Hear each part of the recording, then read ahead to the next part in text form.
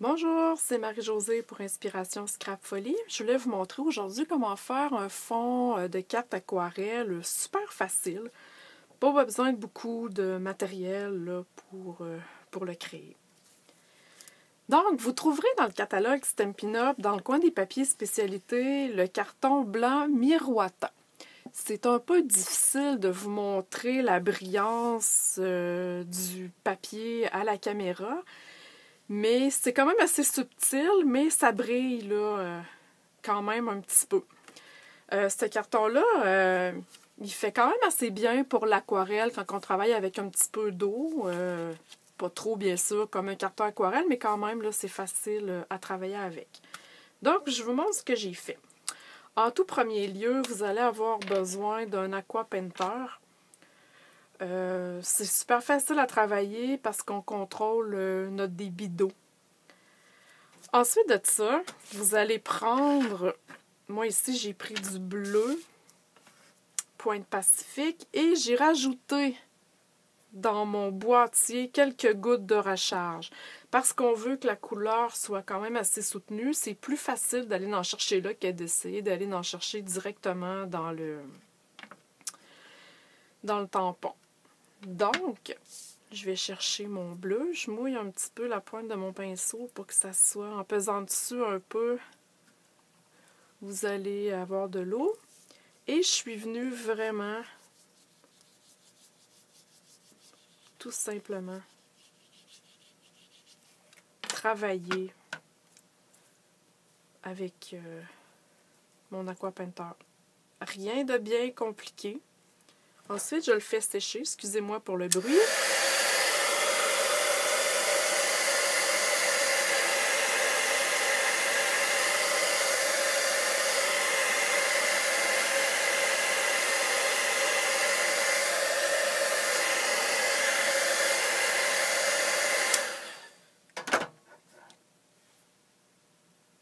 Lorsqu'il reste des gouttes, soit les laisser sécher à l'air, ou vous pouvez seulement là, les tamponner un petit peu avec un essuie-tout.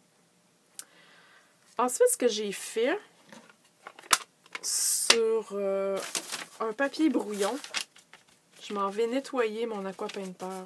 Il va être propre quand l'eau finalement va sortir de la bonne couleur. Ensuite, je viens faire la même chose dans du noir.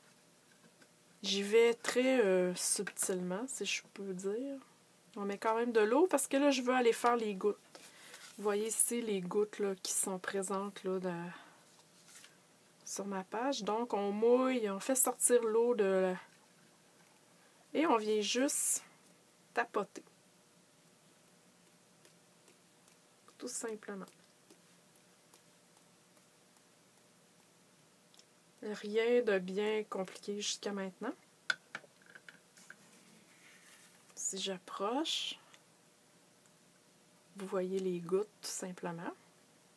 On peut refaire sécher.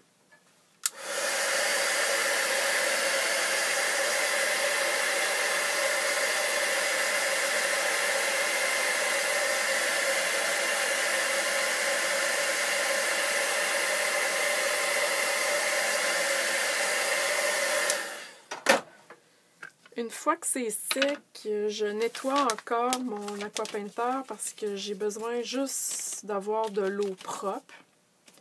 Donc, n'hésitez pas à faire sortir de l'eau. Moi, je le vérifie vraiment sur ma main. Là, quand l'eau, vous voyez, l'eau a des gouttes. Et ce que je veux faire, c'est vraiment juste envoyer de l'eau comme ça, de l'eau propre sur mon bleu.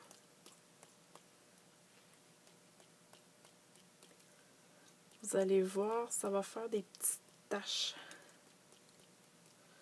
C'est pas évident comme ça. Ensuite, je prends un essuie-tout. Et sans frotter, je viens juste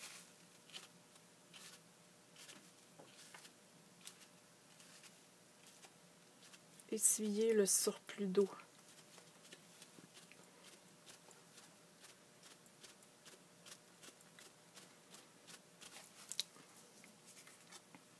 Voyez-vous la grosseur de mes taches? Ici, la goutte a été plus grosse. Donc, on voit un petit peu l'effet miroiteur du papier, mon effet aquarelle. On voit mes taches noires et on voit aussi les taches d'eau. Ça donne un petit look là, spécial. Moi, j'aime pas mal ça. Donc, je vous remontre ma carte ici. C'est certain que ça ne sera jamais pareil. On travaille avec de l'eau, donc c'est aléatoire. Je vous propose maintenant un petit concours. Et oui, je fais un petit concours. Toutes les personnes d'ici le 31 mars qui vont premièrement s'abonner à ma chaîne YouTube, partager la publication de mon vidéo que je vais mettre sur ma page Facebook Inspiration Scrap Folie, et toutes les personnes qui vont aimer ma page Inspiration Scrap Folie d'ici le 31 mars aura la chance de se mériter un paquet de papier 6x6 Stampin' Up, petit gâteau et manège. Donc, vous voyez, le papier est super beau pour faire des cartes, pour faire des pages, pour faire du 3D, du mix média, peu importe. Alors voilà, tous ceux que ça intéresse. Si vous avez des questions sur cette technique en particulier ou une autre, vous pouvez me rejoindre sur mon site web à inspirationscrapfolie.com et vous pouvez toujours me laisser un commentaire suite à cette vidéo sur YouTube.